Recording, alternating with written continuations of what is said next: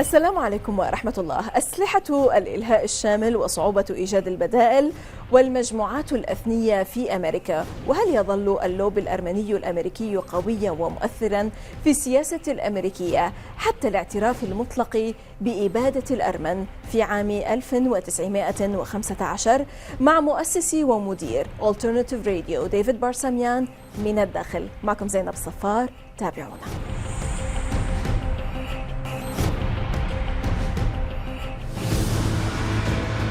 نعم، من السهل انتقاد الإعلام ووسائل الإعلام الأمريكية السائدة، ولكن من الصعب إيجاد البدائل المؤثرة والرنانة.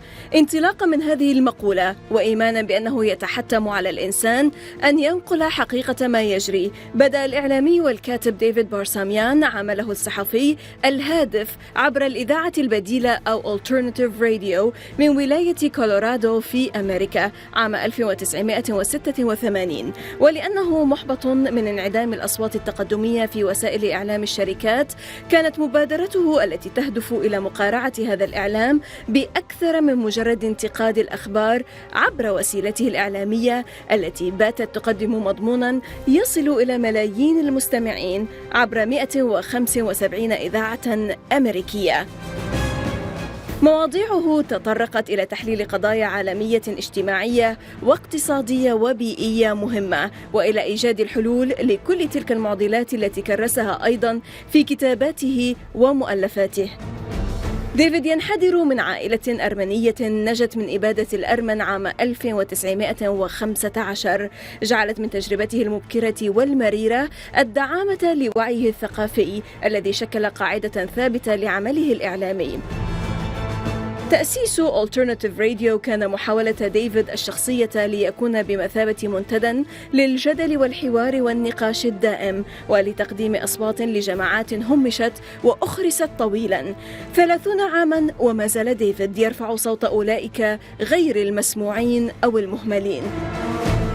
دايفد بارسميان يخبرنا من الداخل عن دور الإعلام البديل وعن الشخصية التي كانت لها حصة الأسد من مؤلفاته، ويحدثنا بالتفصيل عن اللوبي الأرمني في الولايات المتحدة الأميركية اليوم، وأين تكمن قوة هذا اللوبي وتأثيره مقارنة مع المجموعات الأثنية التي تشكل فسيفساء المجتمع الأمريكي.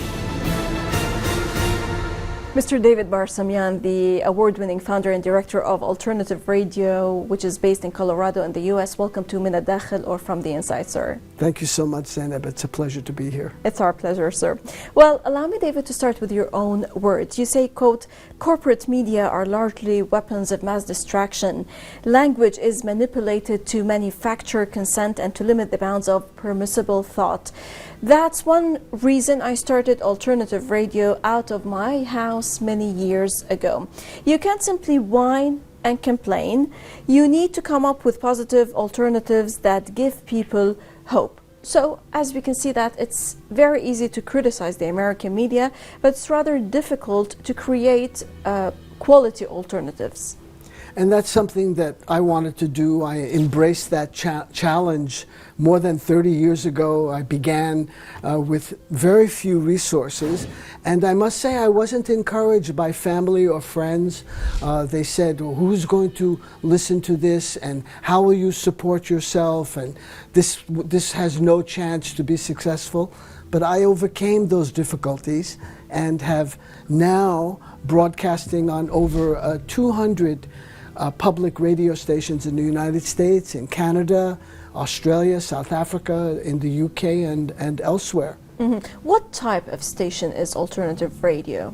Well, it's actually not a station. It's what in the US jargon, channel. It's called a content provider. Mm-hmm. So I need stations to pick up the free broadcast, which is distributed now by internet or by satellite.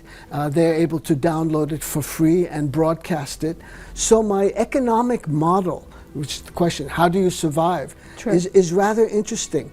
Most independent content providers charge a fee to stations. So, okay, you want to carry my program? You have to pay me $100 a month, let's say. But I do the reverse. I said, you can have the station, you can have the program for free, and then listeners buy the CDs or they download the PDFs or the transcripts or the on iTunes and other platforms, and that's how I support myself. So I'm completely independent, and being independent is very important. Then I don't have to worry about, is this minister going to be offended, or is this corporation going to pull the money that they've promised to give me. So having that independence allows me to push the envelope, as we say in American English, to do things that are progressive, that the corporate media will not approach. And the corporate media function as a weapon of mass distraction. And when I started doing this work in the early 1980s, there were about 50 corporations that controlled most of what Americans read or saw on TV or listened to on the radio. That number today is down to 6. So you have just a handful of corporations that are functioning not as disseminators of news, but rather as disseminators of propaganda. Right. Apart from alternative radio, you've done lots of interviews with prominent figures, one of whom is the man of the century, Noam Chomsky, and also much of your publication, he has the lion's share, Noam Chomsky. And for example, your latest book with Noam Chomsky, Power Systems, shows once again that no interlocutor engages with Chomsky more effectively than you do, according to critics and observers. Why always Chomsky? Well, I think he is an exceptional voice, that he has command of history, of politics, of philosophy, of science, that is virtually unparalleled. There are very few people like him anywhere in the world. So I felt a certain honor and obligation to get his views out to a wider audience. And that's one reason I began alternative radio, because I was shocked to find that Chomsky and Edward Said and others, really wonderful voices were nowhere to be seen or heard. And I wanted to break through those silences that the corporate media imposes and to create different parameters, to go through and beyond the permissible boundaries of thought. So as I often say, the corporate media in the United States gives you a range of opinion from A to B. I think it should be from A to Z. We should have a wide perspective. And then you can decide. You can see the many different colors that exist, and whether you want blue or green or red, at least you have choices. But when you're only given a very narrow choice, that suffocates the possibilities for a creative and a really judicious democracy to function. The oxygen becomes much less. That's a good metaphor that I often use. There's not enough oxygen getting to the citizens. So they're gasping for breath. And what oxygen they are getting is superfluous, is a distraction. It's not really dealing with the news. They're not talking about the issues. They're not talking about U.S. foreign policy beyond slogan. Now, David, also being an Armenian American, you have interviewed some of the witnesses of the Armenian genocide, among them your mother, Araksi. Now, how difficult was it to interview your mother? It's a difficult experience. It's a unique experience, and at the same time, how important was it and is it to listen to unheard voices? Well, to answer the second part of your question, it's extremely important to get into those crevices, into those nooks and crannies that people do not venture into because of fear, because of ignorance, and various other reasons. Now, the interview I did with my mother, which goes back to the 1970s, was far and away the most difficult thing I've ever done. It was the beginning of my interviewing career, so to speak, because I'm entirely self-trained, I'm self-taught. I don't have any formal education in journalism. I did it myself, but it was so painful to get that information, to extract that information from your own mother. Yeah, true. This is not some other neutral third force. So you have listened to stuff that you haven't known before. Indeed, from your mother. And I was also able to talk, I mean, growing up at that time, I was also able to talk to other survivors of the 1915 genocide.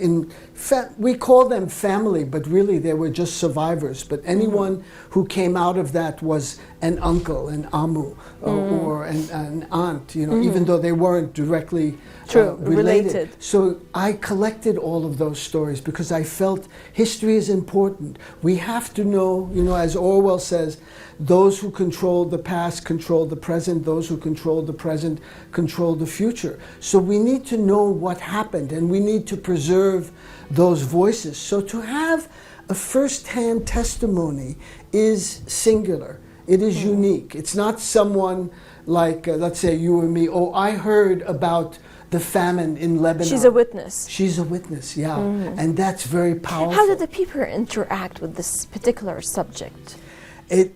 When they heard my mother's voice, people's hearts opened because it's an uneducated, rather unsophisticated voice, but telling the story gives history, it breathes life into history. Otherwise, history is in books, it's in pages. It doesn't come alive. And to hear someone's voice talking about things that happened to them in the first person, not hearsay, but direct evidence, is very, very different and very compelling. Of course, definitely. Allow us, David, to stop now for a short break, and afterwards we're going to discuss more the different ethnic groups and communities and lobbies, for example, that are decisive in the American politics. Among them, of course, is the Armenian-American lobby, but after the break. إذن فاصل قصير ونعود، لا تذهبوا بعيدا.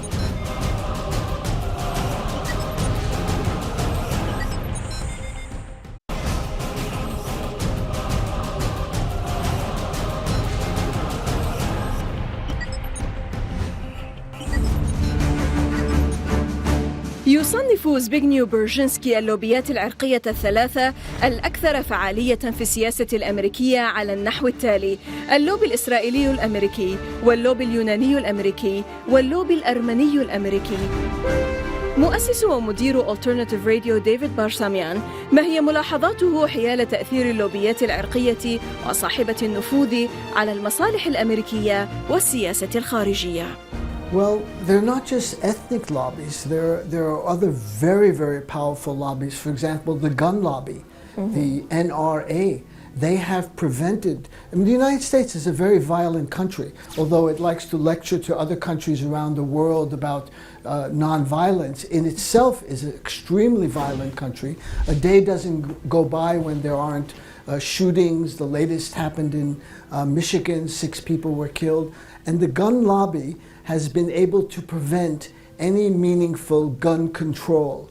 And so that's one example of a non-ethnic group that has a lot of influence. A power group, so to say. Power center. Another one is the oil and chemical lobbies. They are able to direct U.S. foreign policy in ways which are, I think, very, very destructive. And you have this unholy alliance with Saudi Arabia and Washington and Kuwait and other oil-producing states in the Middle East that is largely driven by these power lobbies. Now, the ethnic lobbies, far and away, the pro-Israeli lobby is the strongest. I mean, I don't think anyone can even challenge that assertion. They have had quite a bit of influence on shaping and forming not just U.S. policy, but public opinion about Israel, that Israel is the only democracy in the Middle East. It's surrounded by enemies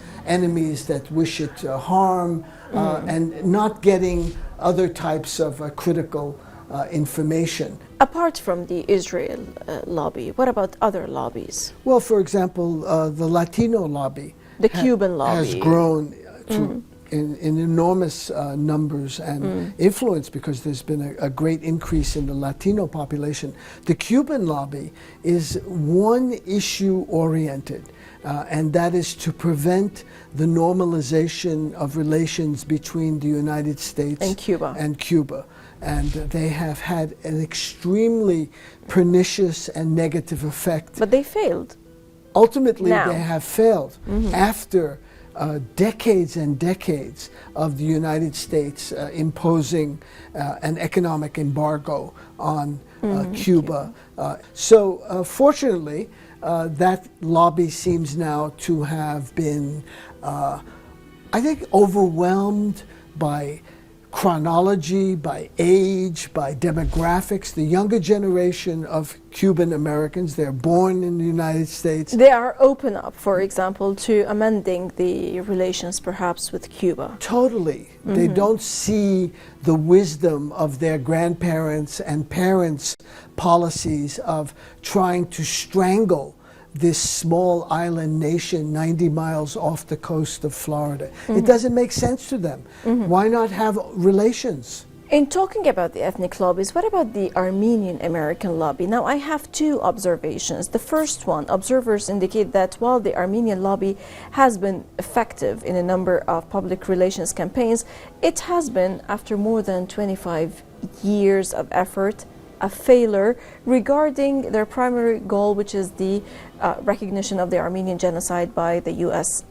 government. No matter identity of president or the ruling political party, the Armenian lobbyists have been unable to change the stance or to change the U.S. policy regarding the Armenian genocide. Why? There are two parts of that question. Yes, in terms of official recognition, total failure.